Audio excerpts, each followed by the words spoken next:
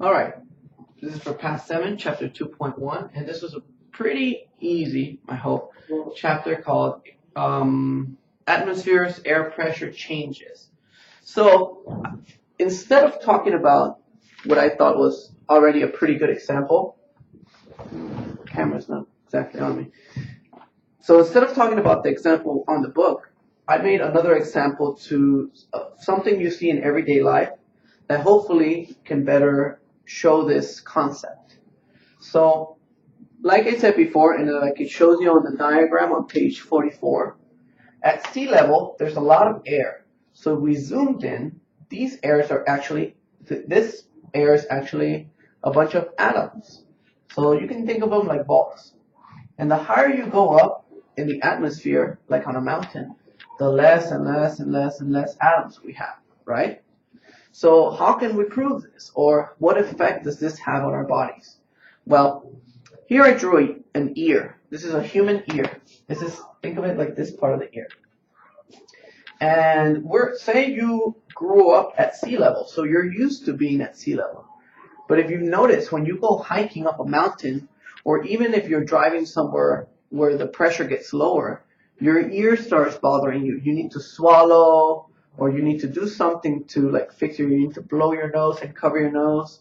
But why are you doing this? Well, in the ear, there's a balance right now. If you don't have to do that right now, you have a balance. Inside the ear, there's the same amount of air as outside the ear. So this air is always moving, and this air is hitting your ear right now. Billions of little atoms are hitting inside your ear, to the inside of your ear.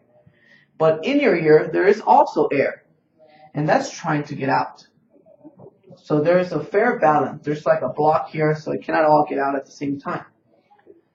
And because of this balance, you don't feel anything. Like imagine something's pushing this way and something's pushing this way at the same force. There's a balance. You don't move anywhere.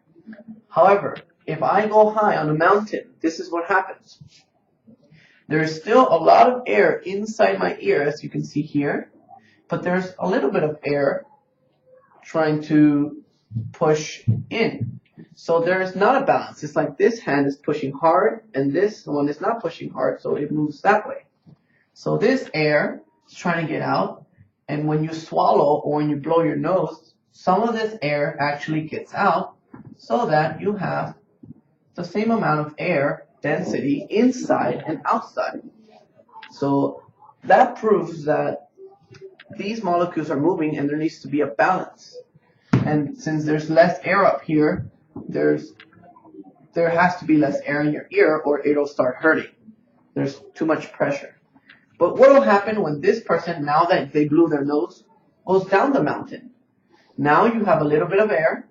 Now you need to do it again. And when you do it again, it opens up your ear and some of this air can get inside. So that causes the balance again. If you ever go scuba diving, water is much closer than air. So this is a bigger deal for scuba divers.